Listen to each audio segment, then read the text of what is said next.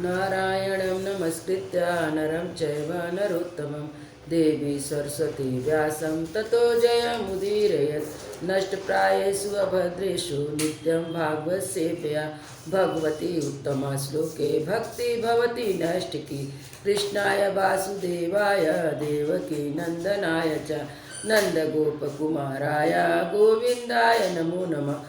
मूकं करोति वाचालं पङ्गुलङ्घते गिरिं यत्कृपातमहं वन्दे परमानन्दं माधवं श्रीचैतन्य ईश्वरं श्रीगुरुदीनतारिणं। श्रीमद्भागवत महापुराण 7वां स्कंद अध्याय 9। प्रहलाद जी के द्वारा नृसिंह भगवान की स्तुति। नारद जी कहते हैं, श्री ब्रह्मा शंकर आदि सभी देवगण नृसिंह भगवान के क्रोध को शांत ना कर सके और ना उनके पास जा सके। किसी को उसका छोर नहीं दिखता था। देवताओं ने उन्हें शांत करने के लिए स्वयं लक्ष्मी जी को भेजा। उन्होंने जाकर जब श्री नृसिंह भगवान का वह महान अद्भुत रूप देखा तो वह भयवश भी उनके पास ना जा सकी। उन्होंने ऐसा अनूठा रूप कभी देखा ना सुना ही था। तब ब्रह्मा जी ने अपने पास ही खड़े प्रहलाद को यह कहकर भेजा कि बेटा, तुम्हारे पिता पर ही भगवान कुपित हुए थे। अब तुम उन्हीं के पास जाकर उनको शांत करो। भगवान के परम प्रेमी प्रहलाद जो आज्ञा कहकर धीरे से भगवान के पास हाथ जोड़कर पृथ्वी पर साष्टांग लौट गए। नृसिंह भगवान ने देखा कि नन्हा सा बालक मेरे चरणों के पास पड़ा हुआ है। उनका हृदय दया से भर गया। उन्होंने प्रहलाद को उठाकर उनके सिर पर अपना वह कर कमल रख दिया जो काल सर्प से भयभीत पुरुषों को अभयदान करने वाला है। भगवान के कर कमलों का स्पर्श होते उनके बचे कुचे अशुभ संस्कार भी झड़ गए। तत्काल उन्हें परमात्मा तत्व का साक्षात्कार हो गया। उन्होंने बड़े प्रेम आनंद से मग्न होकर भगवान के चरण कमलों को अपने हृदय में धारण कर लिया। उस समय उनका शरीर पुलकित हो गया। हृदय में प्रेम की धारा प्रभावित होने लगी। नेत्रों से आनंद अश्रु झरने लगे। प्रहलाद जी भाव पूर्ण हृदय और निर्मेष नयनों से भगवान को देख रहे थे। भाव समाधि से स्वयं एकाग्र हुए मन के द्वारा उन्होंने भगवान के गुणों का चिंतन करते हुए प्रेमा गदगद वाणी से स्तुति की। प्रहलाद ने कहा, ब्रह्मा आदि देवता ऋषि मुनि सिद्ध पुरुषों की बुद्धि निरंतर सद्गुणों में स्थित रहती है, फिर भी अपनी धारा प्रवाह स्तुति अपने विविध गुणों से आपको अब तक भी संतुष्ट नहीं कर सके। फिर तो मैं घोर असुर जाति में उत्पन्न हुआ, क्या आप मुझसे संतुष्ट हो सकते हैं? मैं समझता हूँ कि धन, कुलीनता, रूप, तप, विद्या, तेज, ओज, प्रभाव, बल, पौरुष, बुद्धि, योग सभी गुण परम पुरुष भगवान को संतुष्ट करने में समर्थ नहीं है, परंतु भक्ति से तो भगवान गजेंद्र पर भी संतुष्ट हो गए थे। मेरी समझ में इस 12 गुणों से युक्त ब्राह्मण भी यदि भगवान कमलनाथ के चरण कमलों से विमुख हो, उससे भी वह चंडाल श्रेष्ठ है जिसने अपने मन, वचन, कर्म, धन और प्राण भगवान के चरणों में समर्पित कर रखे हैं, क्योंकि वह चंडाल तो अपने कुल तप को पवित्र कर देता है। बड़कपन का अभिमान रखने वाला वह ब्राह्मण अपने को भी पवित्र नहीं कर सकता। सर्वशक्तिमान प्रभु अपने स्वरूप के साक्षात्कार से ही परिपूर्ण है। उन्हें अपने लिए क्षुद्र पुरुषों से पूजा ग्रहण करने की आवश्यकता नहीं है। वे करुणावश भले भोले भक्तों के लिए हित के लिए उनके द्वारा हुई पूजा स्वीकार कर लेते हैं। जैसा अपना मुख का सुंदर दर्पण में दिखने वाले प्रतिबिंब को भी सुंदर बना देता है, वैसे ही भक्त भगवान के प्रति जो जो सम्मान प्रकट करता है वह उसे प्राप्त होता है। इसलिए सर्वदा अयोग और अनधिकारी होने पर भी मैं बिना किसी शंका के अपनी बुद्धि के अनुसार सब प्रकार से भगवान की महिमा का वर्णन कर रहा हूँ। इस महिमा का गान का ऐसा प्रभाव है कि अविद्यावश संसार चक्र में पड़ा हुआ जीव तत्काल पवित्र हो जाता है। भगवान आप सतों गुणों के आश्रय हैं। ब्रह्मा आदि सभी देवता आपके आज्ञाकारी भक्त हैं। हम दैत्यों की तरह आपसे द्वेष नहीं करते। प्रभु आप बड़े बड़े सुंदर सुंदर अवतार ग्रहण करके इस जगत को कल्याण और अभ्युदय के लिए उस आनंद आत्मानंद की प्राप्ति कराने के लिए अनेक प्रकार की लीलाएं करते हैं। जिस असुर को मारने के लिए आपने क्रोध किया था वह मारा जा चुका। अब आप अपना क्रोध शांत कर लीजिए। जैसे बिच्छू और सांप की मृत्यु से सज्जन भी सुखी होते हैं, वैसे इस दैत्य के संहार से सभी लोगों को बड़ा सुख मिला है। अब आप आपके शांत स्वरूप के दर्शन की बाट जो रहे हैं।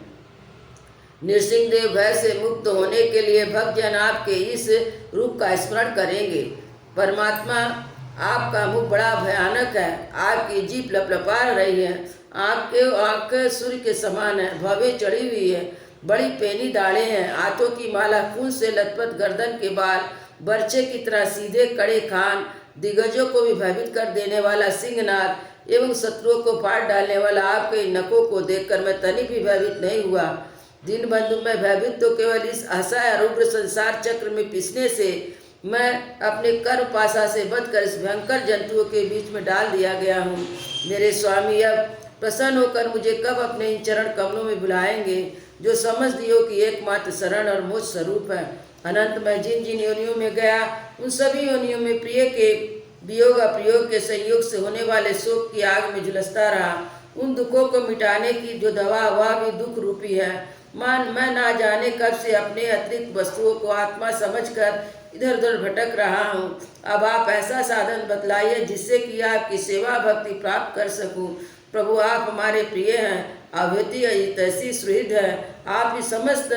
आप ही वास्तव में सबके आराध्य हैं। मैं ब्रह्मा जी द्वारा गाई हुई आपकी लीला कथाओं का गान करता हुआ बड़ी सुगमता से राग आदि प्रविध गुणों से मुक्त होकर संसार की कठिनाइयों को पार कर जाऊंगा, क्योंकि आपके चरण युगल में रहने वाला भक्त परमहंस महात्माओं का संग तो मुझे मिलता ही रहेगा। भगवान नृसिंह, इस लोक में दुखी जीवों को दुख मिटाने के लिए जो उपाय माना जाता है, वह आपकी उपेक्षा करने से एक क्षण के लिए होता है।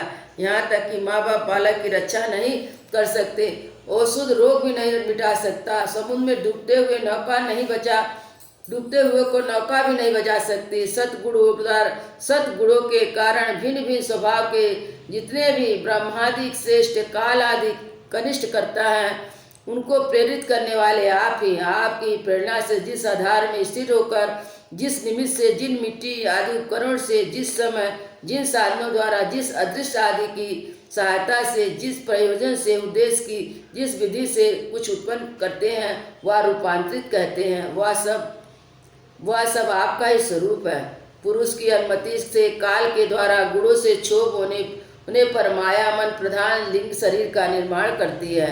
यह लिंग शरीर बलवान कर्म में अनेक नाम रूपों में आसक्त छंदोमय है। यही अविद्या द्वारा कल्पित मन, 10 इंद्रियां, 5 तन मात्रा, इन 16 विकारों से युक्त संसार चक्र है। जन्म रहित प्रभु, आपसे भिन्न होकर ऐसा कौन पुरुष है जो इस मन रूपी संसार चक्र को पार कर जाए। सर्वशक्तिमान प्रभु, माया इन 16 अरों को संसार चक्र में डालकर ईख के समान पेर रही है।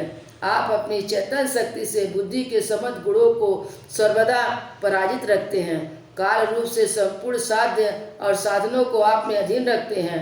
मैं आपकी शरण में आया हूँ, आप मुझे इसे बचाकर अपने सानिध्य में खींच लीजिए। भगवान, जिनके लिए संसारी लोग बड़े ललायित रहते हैं, स्वर्ग में मिलने वाले समस्त लोकपालों की वह वायु लक्ष्मी ईश्वर मैंने खूब देख लिया।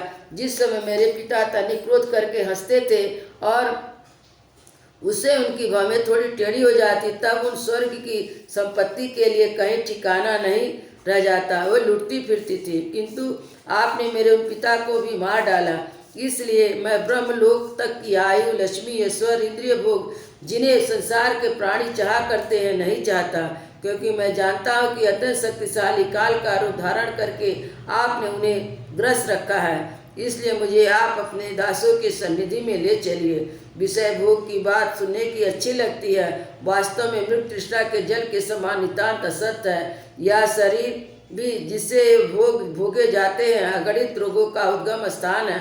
कहाँ वे मिथ्या विषय भोग और कहाँ रोग युक्त शरीर। इन दोनों की क्षण भ्रमता असारता जानकर भी मनुष्य से विरक्त नहीं होता। वह कठिनाई से प्राप्त होने वाले भोगों के लिए नन्हे नन्हे मधु बिंदुओं से अपनी कामना की आग बुझाने की चेष्टा करता है। प्रभु, कहाँ से इन तमोगुणी असुर वंश में रजोगुणों से उत्पन्न हुआ मैं, और कहाँ आपकी अनंत कृपा धन्य है। आपने अपना परम प्रसाद स्वरूप और सकल संतापहारी व कर कमल मेरे सिर पर रखा है, जिसे आपने ब्रह्मा शंकर लक्ष्मी जी के सिर पर भी कभी नहीं रखा। दूसरे संसारी जीव के समान आप में छोटे बड़े का भेद नहीं, क्योंकि आप सबके आत्मा आकारण प्रेमी हैं। फिर भी कल्प वृक्ष के समान आपका कृपा प्रसाद भी सेवन भजन से ही प्राप्त होता है। सेवा के अनुसार ही जीवों पर आपकी कृपा का उदय होता है। उनमें जातिगत उच्चता नीचता कारण नहीं है। भगवान, यह संसार एक अंधेरा कुआं है जिसमें काल स्वरूप सर्प डसने के लिए तैयार रहता है। विषय भोगों की इच्छा वाले पुरुष उसमें गिरे पड़े हुए हैं। मैं भी संग बस उसके पीछे उसी में गिरने जा रहा था, परंतु भगवान देवर्षि नारद ने मुझे अपना कर बचा लिया। तब भला मैं आपके भक्त जनों की सेवा कैसे छोड़ सकता हूँ। अनंत, जिस समय मेरे पिता ने अन्याय के करने के लिए कमर कसकर हाथ में खड्ग ले लिया और कहने लगा, यदि मेरे सिवा कोई और ईश्वर है तो तुझे बचा ले, मैं तेरा सिर काटता हूँ, उस समय आपने मेरे प्राणों की रक्षा की, मेरे पिता का वध कर दिया। मैं तो समझता हूँ कि आपने अपने प्रेमी भक्त सनकादि ऋषियों का वचन सत्य करने के लिए यह वैसा किया था। भगवान, आप संपूर्ण जगत एकमात्र आपका ही है, क्योंकि इसके आदि में आप ही कारण स्वरूप हैं। अंत में भी आप अवधि के रूप में रहेंगे। बीच में इसकी प्रतीति के रूप में केवल आप ही हैं। आप अपनी माया के गुणों के परिणाम स्वरूप इस जगत की सृष्टि करके इसमें पहले से विद्यमान रहने पर भी प्रवेश की लीला करते हैं और उन गुणों से युक्त होकर अनेक मालूम पड़ते हैं। भगवान, हम यह जो कुछ कार्य कारण के रूप में प्रतीत हो रहा है, यह सब आप ही हैं, इससे भिन्न कुछ भी नहीं है। अपने पराये का भेदभाव जो अर्थ इन शब्दों की माया है, क्योंकि जिससे जिसका जन्म स्थिति लय प्रकाश होता है वह उसका स्वरूप ही है। जैसे बीज और वृक्ष कारण और कार्य के दृष्टि से भिन्न भिन्न है, तो भी गण तन्मात्र की दृष्टि से दोनों एक ही हैं। भगवान, आप इस संपूर्ण विश्व को स्वयं अपने ही में समेटकर आत्म सुख का अनुभव करते हुए निष्क्रिय होकर प्रकालीन जल में शयन करते हैं। उस समय आपने स्वयं सिद्ध योग के द्वारा बाह्य दृष्टि को बंद कर अपने स्वरूप के प्रकाश में निद्रा को विलीन कर लेते हैं और तुरीय ब्रह्म पद में स्थित रहते हैं। उस समय आप ना तो तमोगुण युक्त होते हैं, ना विषयों को ही स्वीकार करते हैं। आप अपनी काल शक्ति से प्रवृत्ति के गुणों को प्रेरित करते हैं, इसलिए यह ब्रह्मांड आपका ही है। पहले आप में लीन था। जब प्रलयकालीन जल के भीतर से शैया पर शयन करने वाले आपने योग निद्रा की समाधि त्याग दी, तब बट के बीज से विशाल बीज के समान आपकी नाभि से ब्रह्मांड कमल उत्पन्न हुआ। उस पर सूक्ष्मदर्शी ब्रह्मा जी प्रकट हुए। तब उन्होंने कमल के सिवा कुछ भी दिखाई ना पड़ा। तब अपने ही बीज रूप से व्याप्त आपको वे जान ना सके, क्योंकि आप अपने से बाहर समझकर जल के भीतर घुसकर 100 वर्ष तक ढूंढते रहे, पर वहाँ में कुछ नहीं मिला। यह ठीक ही है, क्योंकि अंकुर उग आने पर उसमें व्याप्त बीज को कोई बाहर से अलग कैसे देख सकता है। ब्रह्मा को बड़ा आश्चर्य हुआ। वे हार कर कमल पर बैठ गए। बहुत समय बीत जाने पर तीव्र तपस्या करने से जब उनका हृदय शुद्ध हो गया, तब उन्हें भूत इंद्रियां अंतकरण के कारण अपने शरीर में योतप्रोत रुचित आपके सूक्ष्म रूप का साक्षात्कार हुआ। ठीक वैसे ही जैसे पृथ्वी में व्याप्त उसकी अति सूक्ष्म तन मात्रा गंध का होता है। विराट पुरुष सहस्त्र मुख, चरण, सिर, हाथ, जंघा, नासिका, मुख, कान, नेत्र, आभूषण और आयुधों से संपन्न था। 14 लोग उसके भिन्न भिन्न अंगों के रूप में शोभायमान थे। भगवान की यह लीलामय मूर्ति थी। उसे देखकर ब्रह्मा जी को बड़ा आनंद हुआ। रजोगुण और तमोगुण मधु और कैवट नाम के 2 बड़े बलवान दैत्य थे। तब वे वेदों को चुरा कर ले गए। तब आपने हैग्रीव अवतार धारण किया। उन दोनों को मारकर सत्वगुण रूपी स्तुतियों को ब्रह्मा जी को लौटा दी। सत्वगुण आपका अत्यंत प्रिय शरीर है। महात्मा लोग इस प्रकार वर्णन करते हैं, पुरुषोत्तम, इस प्रकार आप मनुष्य, पशु, पक्षी, ऋषि, देवता, मत्स्य आदि अवतार लेकर लोगों का पालन और विश्व के द्रोहियों का संहार करते हैं। इन अवतारों द्वारा आप अपने प्रत्येक युग में उसके धर्मों की रक्षा करते हैं। कलयुग में आप छिपकर गुप्त रूप से रहते हैं, इसलिए आपका नाम एक त्रियुग भी है। वैकुंठनाथ, मेरे मन की बड़ी दुर्दशा है। वह पाप वासनाओं से तो कलुषित है ही, स्वयं भी अत्यंत दुष्ट है। वह प्रायः कामनाओं के कारण आतुर रहता है। हर शोक, भय एवं लोक परलोक, धन, स्त्री, पुत्र आदि की चिंताओं से व्याकुल रहता है। इसे आपकी लीला कथाओं में रस नहीं मिलता। इसके मारे मैं दीन हूँ। ऐसे मन में आपके स्वरूप का चिंतन कैसे करूँ।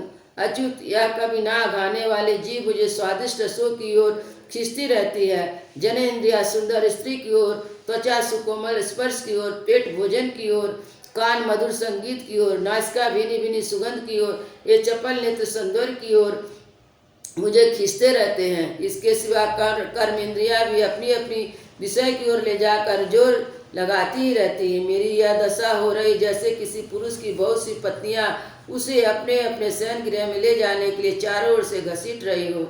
इस प्रकार यह जीव अपने कर्मों के बंधन में पड़कर इस संसार रूपी बैतरणी नदी में गिरा हुआ है।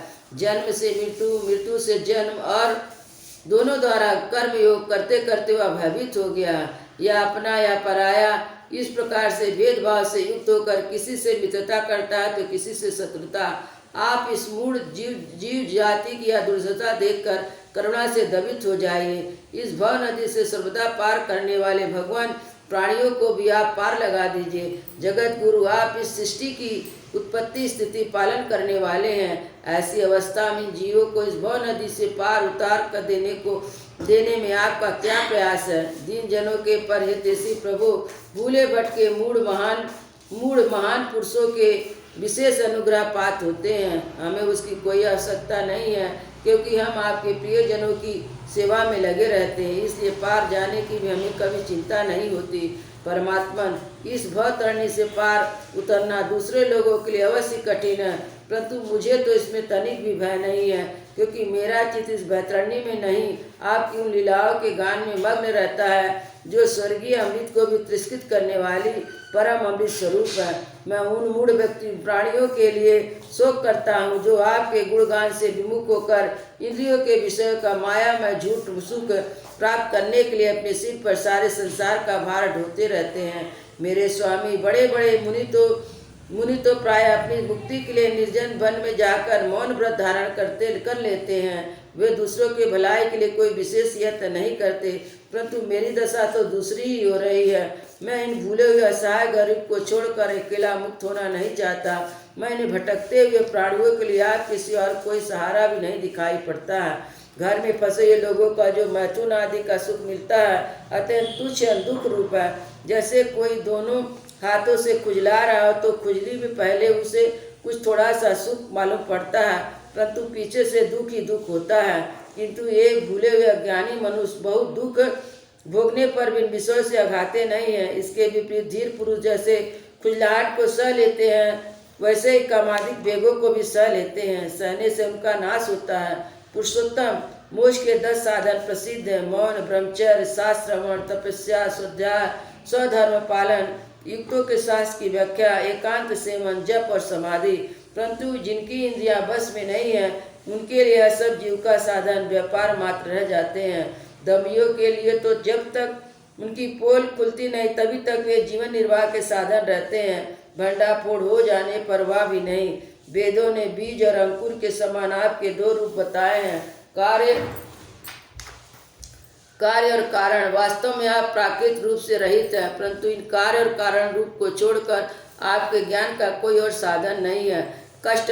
काष्ठ मंथन के द्वारा जिस प्रकार अग्नि प्रकट की जाती है, उसी प्रकार योगी जन भक्ति योग की साधना से आपको कार्य और कारण दोनों में ढूंढ निकालते हैं, क्योंकि वास्तव में दोनों आपसे पृथक नहीं है, आपके ही स्वरूप है। अनंत प्रभु, वायु, अग्नि, पृथ्वी, आकाश, जल, पंच तन्मात्रा, प्राण, इंद्रिया, मन, चित्त, अहंकार, संपूर्ण जगत एवं सगुण और निर्गुण सब कुछ केवल आप ही हैं। और क्या मन वाणी के द्वारा जो कुछ निरूपण किया गया है, वह सब आपसे पृथक नहीं है। समकृति के आश्रय भगवान, ये सात्विक गुणों के परिणाम महत्व, देवता, मनुष्य, मन आदि कोई भी आपका स्वरूप जानने में समर्थ नहीं है, क्योंकि ये सब आदि अनंत वाले हैं। आप अनादि एवं अनंत हैं। ऐसा विचार करके ज्ञानी शब्दों की माया से उपरत हो जाते हैं और परम पूजा की सेवा के 6 अंग हैं: नमस्कार, स्तुति, समस्त कर्मों का समर्पण, सेवा, पूजा, चरण कमलों की चिंतन, लीला कथा का श्रवण।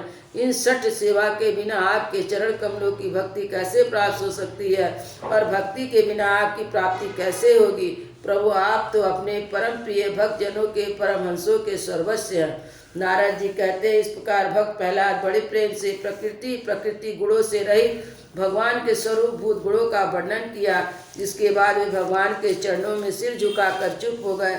नृसिंह भगवान का क्रोध शांत हो गया, बड़े प्रेम तथा प्रसन्नता से बोले, श्री नृसिंह भगवान ने कहा, परम कल्याण स्वरूप परम प्रहलाद, तुम्हारा कल्याण हो। दैत्य श्रेष्ठ, मैं तुझ पर प्रसन्न हूँ। तुम्हारी जो अभिलाषा मुझे मांग लो। मैं जीवों की इच्छाओं को पूर्ण करने वाला हूँ। आयुष्मान, जो मुझे प्रसन्न नहीं कर लेता उसे मेरा दर्शन मिलना बहुत कठिन है, परंतु जब मेरे दर्शन हो जाते हैं तब फिर प्राणी के हृदय में किसी प्रकार की जलन नहीं रह जाती। मैं समस्त मनोरथों को पूर्ण करने वाला हूँ। इसलिए सभी कल्याणकामी परम भाग्यवान साधु जन जितेंद्रिय होकर अपनी समस्त वृत्तियों से प्रसन्न करने का यत्न करते हैं। असुर कुलभूषण प्रहलाद जी भगवान के अनंत प्रेमी थे, इसलिए बड़े बड़े लोगों को प्रलोभन में डालने वाले वरों द्वारा प्रलोभित किए जाने पर उन्हें